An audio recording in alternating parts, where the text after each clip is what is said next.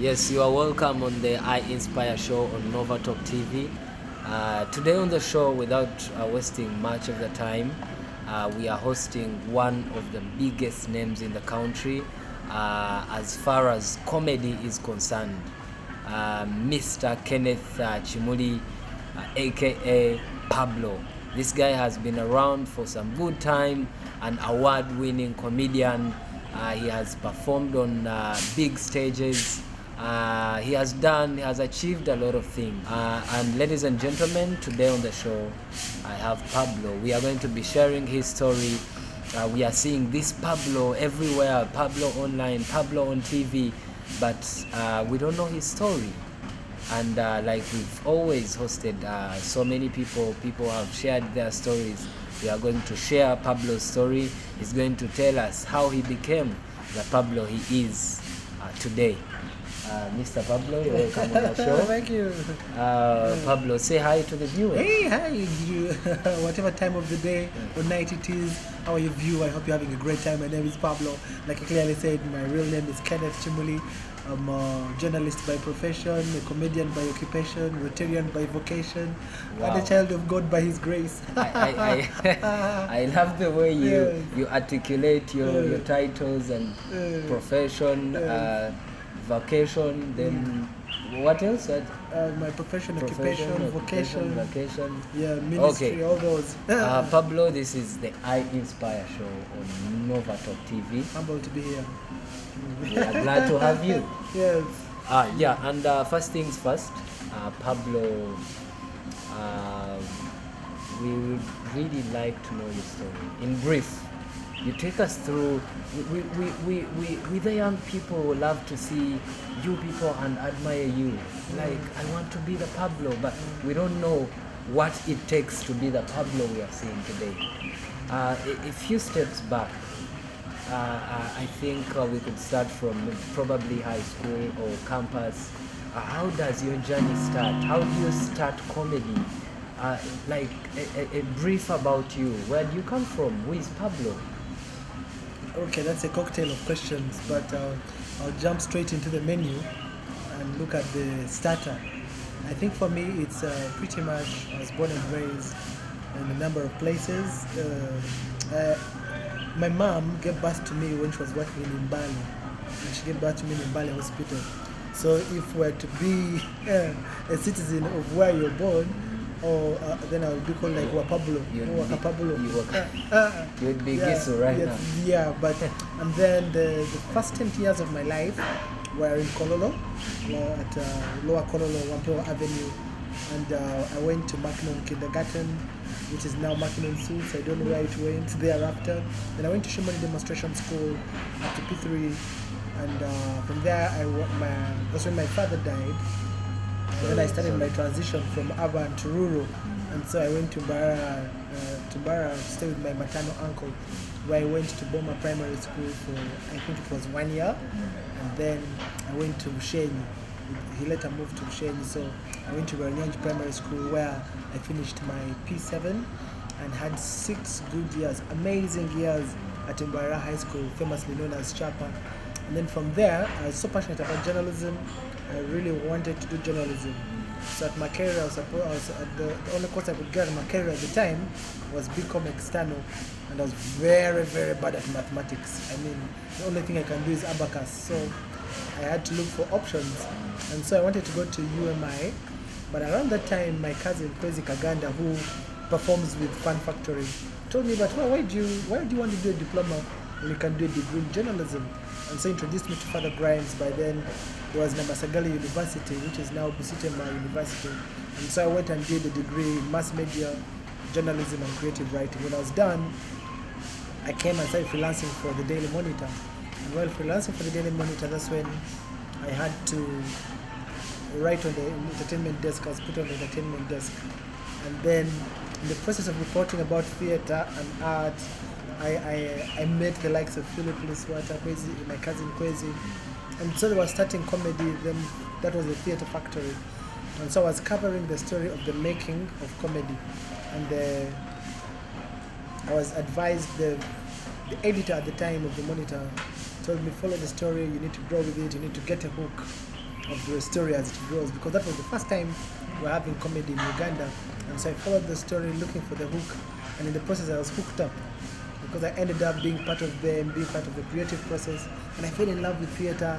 I fell in love with the process. Then Phil Pluswata took me under his wings and gave me some mentorship, told me things on theater, script writing, forum theater, and I got involved in commissioned work, and that's how I found my way in theater. How did I become Pablo? In 2004, there was a radio drama that had started called Rock Point 256. And Rock Point... Was that radio? Yeah, it was a radio drama. It was on 22 radio stations. It was recorded in 5 languages and aired on 22 radio stations. So they needed, the scripts were written in English, but they needed people to adopt them to the local languages, into the 4 areas. That is Runyachitara, Runyoro Toro, Chiga, Runyankoro, Toro. Then there was Ateso and Luo. Which is, and so around that time, I was taken up as one of the actors in order to do the radio drama. And so I didn't have time to act with the then Theatre Factory, because around that time the production director was leaving for further studies. And then, because I was multilingual, I could write, I could hear. So they said they needed somebody who could understand all the languages. And so that's how I came in to be the productions director, meaning that I didn't have time to rehearse with Theatre Factory. Around the same time again, there's a radio station called 104.1 Power FM also took me up to be one of their humorists. And the production... What does a humorist mean? A humorist is to crack jokes, somebody who comes up with comic lines. And so I came up, that's what I was doing. But then the program's director didn't like my name, Kenneth. It didn't sound radio-like. They wanted to give me a show. So she wanted to give it some life, give the name life, And I think she was reading a novel which had one of the characters as Pablo. And she said, give you a name like Pablo. And I said, yeah, let's go with it. From the Pablo Escobar. Yeah, I think I know what she was reading. And so she gives me the name Pablo. So I start working on radio as Pablo. I'm working on the radio drama, and then when I go to act, so when I would act, once in a while, people would ask me, but you sound like the Pablo on radio. And they're like, yeah, I'm not who does that segment. They say, oh, so you're Pablo. So that was the birth of Pablo in 2005. That's when the name Pablo came into existence. So that's how I became Pablo. I got it from radio. Fast forward to 2009 and 2006. That's when we used to do sketch comedy. But in 2006, one of the TVs came into space. That was NTV. And they're looking for local content. And then they came and started filming what we were doing. And then they liked what we were doing. And they put it on TV and called it Barbed Wire. Now for me, that was the springboard. I remember that. Yes. I remember that. So people identified with it. And I always had a slot as Pablo to do the stand-up act. How did that slot come through? Because I didn't have time to rehearse with Theatre Factory. I had created an understandable number of people following, I should say. And so they kept asking themselves, where is Pablo? We no longer see Pablo. And then Philip told me, you can come in and crack 2-3 jokes as we switch from one script to another. And that's how I ended up starting stand-up. At the time, I was the only guy doing that. And in 2006, we burst the bubble. I went on TV. And then 3 years later, in 2009, we had Stand Up Uganda, which was organized by MultiChoice. And so we had a competition that, by God's grace, I won, that gave birth to the stand-up comedians. Most of the stand-up comedians we have today, like Alex Muhanji, Patrick Idring, Mendo Habad Seguja, most of those were products of the Stand Up Uganda, which was happened in 2009. And when I was done in 2009, I sat down with Al Rogers, who was a comedian from South Africa, and he told me, Pablo, what you need to do now is to leave the sketch comedy and start your own show. So that's how I started the Pablo Live Show. And interviewing people, giving emerging artists as a platform to come and perform. And we used to air it on WBS at the time. So that's how the show came up, and that's how I became Pablo, and the rest is history. Wow, what an amazing story from Pablo the man. Pablo, you make this story. First, I want to say your early life is adventurous, from Bali to Kampala to the. I was a globetrotter. Yeah, you must have been the runner. So Pablo, the story is interesting. but it sounds very easy. Like you are here. What are some of these challenges? Because this is my point of interest. If we left this story the way you've given us, then everyone would be like, I can do this, I can be the Pablo. What are some of the challenges you have gone through to be the Pablo you've just told us now? You skipped the challenges, and that is my point of interest. Well, challenges are what make life interesting. And since you're looking at the interesting bit of the challenges, I think for me, I was orphaned at a very early age. I was 10 years old when my parents died. My dad died when I was 10, my mom when I was 15. But I was taken up by my maternal uncle who passed away 3 weeks ago. May he so rest in peace. And he was a very good man to me. I didn't feel like I'd missed out, but again, I felt like I'd lost out. I don't know whether that makes sense. I understand. He gave me what every father would give you, but the fact that you're not with your real siblings, or you feel that you've lost out on something, then you're not missing out on the necessities of life. And for me, the transition from urban to rural, you see, when you come from rural to urban, it's from good, you're coming from bad to yeah, good. Yeah, something. It's not even bad, but you're entering into civilization. But here you're leaving civilization and entering the Stone Age or something like that. And so there's a lot of culture shock.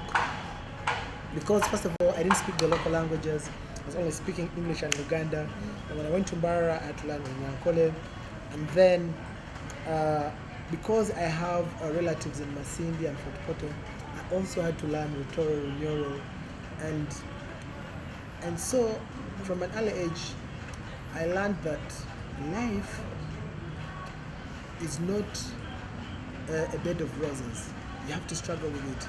And the good thing is that when my uncle would tell me that you don't have ABCD, you understand it because you know your space, you know your position.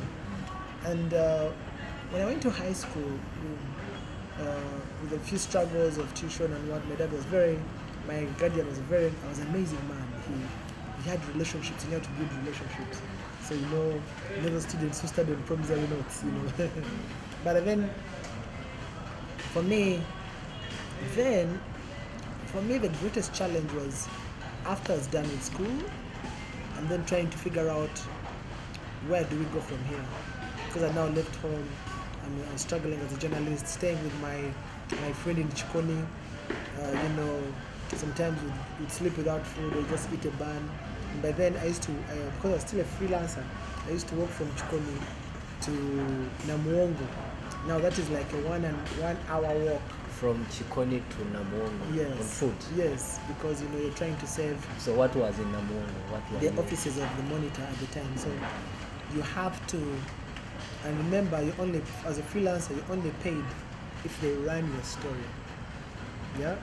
So if they run your story and your byline is not or your name by Kenneth Chimini, that's the only thing that shows it's your story. But if it's by our reporter, chances of you being paid are very slim. Yeah. So it was possible that a month would pass without you getting a penny. So when you get the money, when you get that 30,000, because the story will give you 30,000, you hold it so dearly. You have to save and make sure it pushes you up. Paying rent for 60,000, so you make sure at least they run 2 or 3 stories for you. So was this money really enough for rent, food, everything? I was with my housemate, but then who had just gotten a job with NSSF, but he was working in Masindi, so it was like cost sharing. And then also when it came to theatre, I was entering a terrain I didn't understand very well. I didn't study it, and so trying to understand the norms, to understand the structure of how it works was a little challenging. And then also, people didn't understand comedy the first time we started, because the stereotype of MDD, music, dance and drama, is that it's a space for failures. That's why they used to call it Msiru Daradara. But now, things have now turned the way around. It's now Mugezi Daradara. Look at what the artists are doing. We are seeing artists move to politics, becoming leaders and changing mindset and all this. And that's why probably we are looking for you people to have such interviews and you never know, share I could be the next stories. MP of Unyangabu. Wow. You had that? So for me it was adapting to a space I didn't understand. And then when we started comedy, I remember our first show was at TLC, and we were trying to convince the owner of the space that we can make your people laugh. And so said, sample me, show me what you want to do. And we were 8 of us and performing for 3 people. Dr. To, his wife, and 5-year-old son. So for the first time in history, the cast was bigger than the audience. And so we had to do like 5 skits for him. And oh Lord, it was quite interesting. And then when we started performing, Did he laugh? yeah, he did. He had a great time. He said, you guys are strange, you're crazy, you're mad. You see all those words that define stereotypical madness. But however, then we had challenges trying to put a price to the art. How do you charge? Because there was no, the person tells you, why should I pay to laugh? Yeah. So it became, it's not until 2009 when they saw that MultiChoice was interested. And then thereafter we had them come back twice to shoot Comedy Club live in Kampala. And it was a big deal for us, So it's like before 2009, you were really underpaid for performing and all these things. Yes. How much was it for a show? People were paying, I remember the first show was 1,000 and it kept graduating to 2,000, And it's 3,000. you people who are organizing, like you are getting that money? No, the first time it was Dr. To. Then the next time he said, And how much did he pay you? I don't remember, as we were not the ones handling the show. It was Phil managing our group. So you'd know every Thursday they're giving you 5,000 after the show. But remember, you're rehearsing every week. So on average, just 1,000 per day. But for me, the beauty is that we had the passion. Yeah, passion. And we're looking forward to the fruits of the product. So it was like a passion fruit. But then, and then, now the challenges we have now are extremely different from the challenges of 2009. Right now we have the challenges we have in terms of content. There's a lot of vulgarity, obscenities, and that's because we don't have spaces for mentorship. Comedians have different genres of comedy are coming in, and then we don't have a regulatory authority, and then also the dynamics are changing in terms of there's social media coming up. You have to be extremely intelligent to make sure that because we are pretty much competing with social media. Jokes are flowing over up and down WhatsApp, so you're not going to get a WhatsApp joke because people already know it. So you have to do research, you have to invest in research, you have to invest in being to observe, and so the challenges now are more dynamic. They're more intellectual problems than more of. So in regard to content, especially to do with vulgarity and obscenity, why do I feel like it is you people that I would call the pioneers who are supposed to mentor the people coming in now? These people are supposed to have started up comedy, and you are the people that inspired them. How come they now do something different from what you did as their mentors, as the people they looked up to? The arts are very interesting. Arts or theater or music, dance or drama. It's a very interesting space. You can never have authority over it. For example, any day musician can pop up. All you need to do is go to the studio, record the song. If it's a hit, then you've made it. There's no one who's going to tell you that no, you have to first start the solfa scale or things like that. The same applies to comedy. As people come, step on stage, when they crack 2-3 jokes, then they are considered comedians. Even when politicians are just funny, they say that this one is a comedian. So the word comedy has lost its meaning. Now, as the people who started this art in Uganda, which I should say it was already there, but the people who were privileged to be the founders of it in Uganda, what we did to regulate this is to create an association of the already established. And we say, okay, these are the ones who have been accepted as comedians. How do we refine them? How do we help them to bring out their best? We're going to have labs for training, mentorship. But then then you have what comes in, ego. Not everybody wants to learn. Not everybody wants to be mentored. The person will say, why should I come for mentorship when I have an audience that already loves what I'm doing? Yeah, and so it becomes very hard to twist their arms. So you say, okay, let it be. And then also again, I don't always want to crucify the comedians. If they are being vulgar and being obscene, how come their shows are always full? How come they have full house? That means that the people watching, it speaks volumes about the audience, maybe the moral or the society. That means that maybe the moral fiber of the society is already, skewed to obscenities and vulgarities. I've also been to places where I've performed, and a person comes up and says, "Hey, but Pablo, you did give us some jokes about the lodges, about You're like, dude, that's not for me. Say that's it. I'll give you what I want." So at times they are also audience driven. So it's two way. It's two way. So what we're trying to do is to make sure that we regulate that what we can, and help them to understand that there's more to comedy than under the belt jokes. So does that explain why you talked about the audience that matters?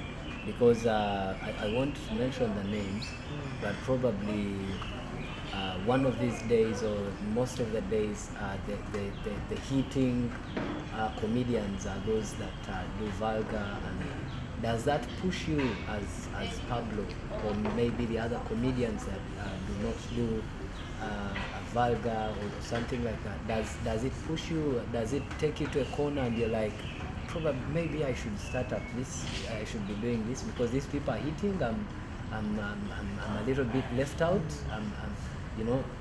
How do you feel about that? I think for me it entirely depends on what's your goal as a comedian. What is it that you want out of this?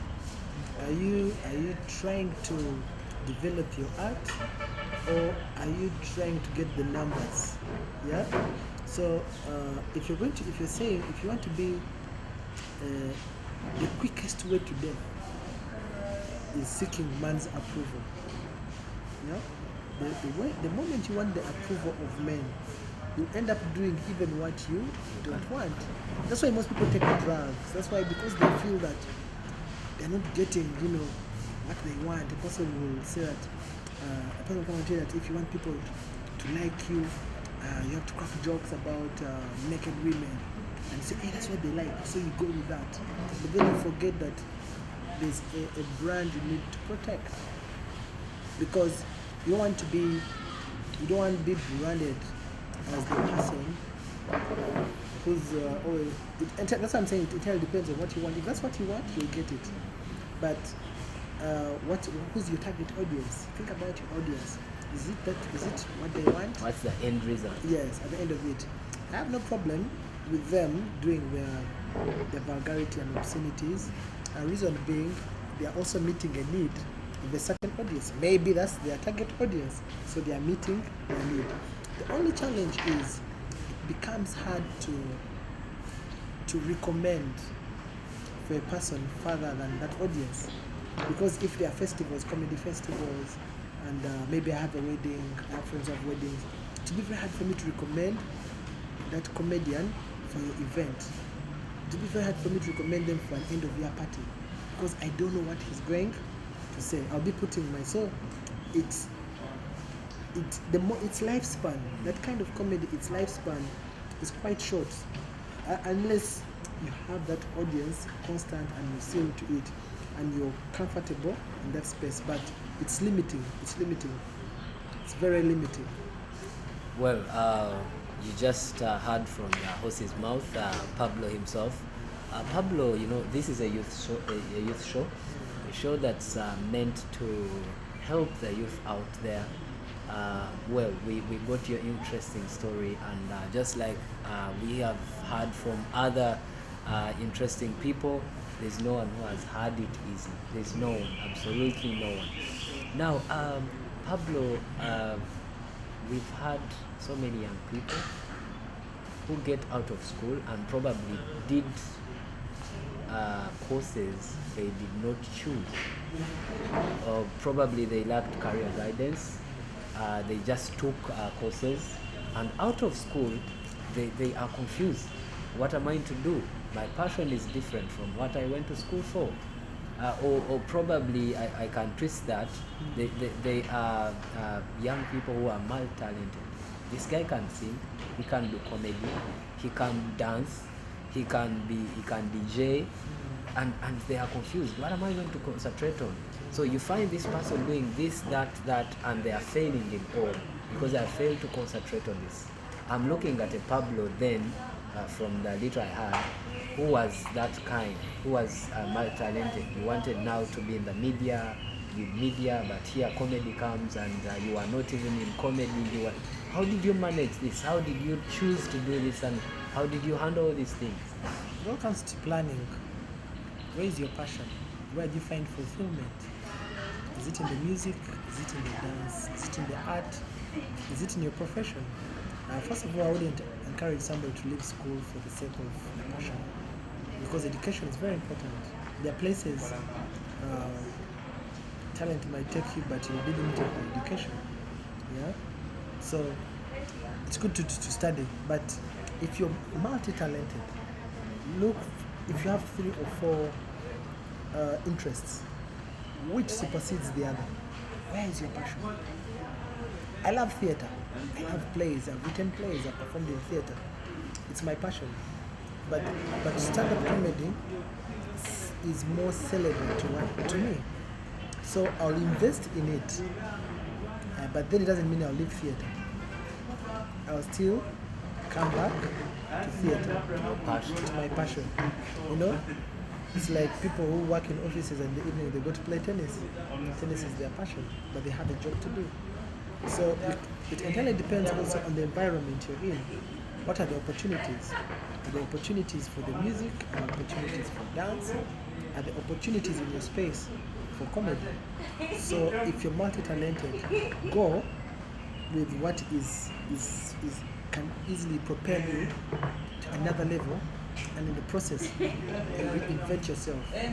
You invent yourself, and a good artist is one who's versatile, who can, do a number of things. Wow. To the youth out there, I hope you are inspired by Pablo's story, and I hope you do exactly as he says, or I hope you'll pick a very good message that you will go and implement and become a better person. Pablo, in 1-2, your last words to the young people, last encouraging words, inspiration words, and probably something to make them laugh. I think for the young people, just to let you know that the more you rush, the more you crash. Sometimes you want instant success, but success doesn't come instantly unless you have just hit a jackpot. But success, things that come easily also sometimes go easily. So once you're right there and you're in the furnace, and don't give up. Know that that's part of the mentorship. It strengthens you for better days and more difficult challenges that may come your way. Also, again, always pray. Stay focused. Regardless of your faith, just pray. Even if you have no faith, just believe. And know that there's a divine intervention that will help you if you really invest time in it. Also, character is very important. How you brand yourself. Because talent might take you places, but your character will bring you down. Look out for the virtues that will help you succeed in life. And again, look for mentorship. Be quick to listen, and you'll be able to achieve your goal. Never give up. No matter what the struggle is, you'll fail a number of times. I'll tell you, I have some shows which I've done and successfully failed. People haven't shown up. It hasn't stopped me from doing comedy. And I've also had some great shows that have been sold out. So every day, just live each day at a time. Take each day at a time. Don't rush into a success, because if you're rushing for tomorrow, then you won't enjoy today. So just make sure that you look out for the best that is in you, and also listen to authority. Pay attention to them, because there's more to learn in that. Thank you so much, Pablo, last but not least, there's an element I never want to leave out. Yes. Pablo, what was your turning point? That day, or a night, or a week, or a month, you say, this is what really changed my life 360. This is the day I really think that was a base for my change, for the Pablo I am today. That's turning point. Whom did you meet? What did you do? The person you met, or probably something you did that really turned your life. And you know, this is the foundation of my turning point. I think for me, I have a number of turning points depending on which field. Spiritually, my turning point was in 2003 when I realized that all I was doing was vanity. And I gave my life to Christ, and I said, okay, I'll choose my life and go. I'll give my life to Christ and follow Christ. Yourself? Yes. Wow. So I said, Praise God. Amen. So for me, that was a turning point in my spiritual life. In my theatrical life, my turning point was in 2007 when I was invited to Salt Lake City. It was an institute called Sundance Institute.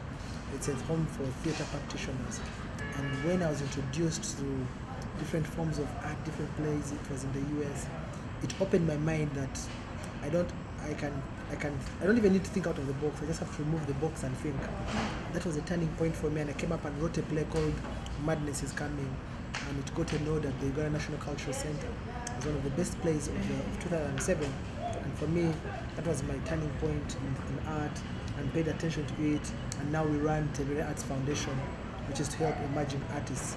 In the comedy world, it was in 2009, after winning Stand Up Uganda, when I realized that this is not just a joke.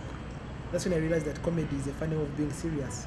And so it was a turning point for me. Comedy is a funny way of being serious. Yes, you have to pay attention to it, you have to be serious, and you have to, that's when I realized that I needed to mentor other people. In terms of my corporate social responsibility, I think it was in 2009-10 there, I met a young girl who was HIV positive, and she had a baby who was also positive, and she needed help, and then we partnered, and I picked interest in her, and I liked the energy she had to live. She wanted to live, and I said, okay, I'll work with you in this. And that's when I believed that actually having HIV doesn't mean it's the end of you. It depends on how you deal with it. So we started a campaign called Zip Up, campaign in schools. As the years went by, she graduated into a woman, and then the time she needed to get married, and she met a guy who was negative, and they're married. And so there was a turning point for me, in the sense that when the drama that happened between the parents of the boy, they didn't want him to get married to this girl because she's HIV positive. But the doctors, people came and said they can still live together. And for me, that was my turning point in terms of understanding humanity. And started reaching out, created a campaign called Pill Power to help people who are HIV positive to take their medication, to encourage them, and also how do we help them to provide for those who can't get what they need. So for me, that was my turning point in terms of corporate social responsibility. Wow, that is a very wonderful story. I'm personally inspired. Yes. Thank you so much for coming. The Thank pleasure you is for the mine. time you have given to the young people. Yes. I believe your story is going to move around the world and change young people's lives, because that's what we do. I call the youth the future. Yeah, absolutely. Uganda, I think the population of Uganda, 72%, 77 now. 77 now, are below 35. 35. That means it's the whole country. The whole country is young people. Yes. And yet even, the leaders are old. Yeah, even global statistics show that youth are. Yes. Thank you so much for coming. Please, how do they follow you? Great. You can follow my Twitter handle is Pablo Chimuli, or you can go to YouTube. If you watch all the crazy stuff I do, I'll tell you everything about nothing. That is Pablo Comedian Uganda, and soon we are releasing our Pablo TV. You'll be watching it soon, and also Instagram Pablo Chimuli. And yeah, you can also follow me to the supermarket. I'll buy you some stuff. Thank you for coming on the mine. show. This is the I Inspire show at Nova Talk TV. Online, you can follow us as well on YouTube. You can subscribe. Please subscribe Nova Talk Television, Twitter Nova Talk TV, Facebook Nova Talk TV, Instagram Nova Talk TV. Please follow us and be inspired.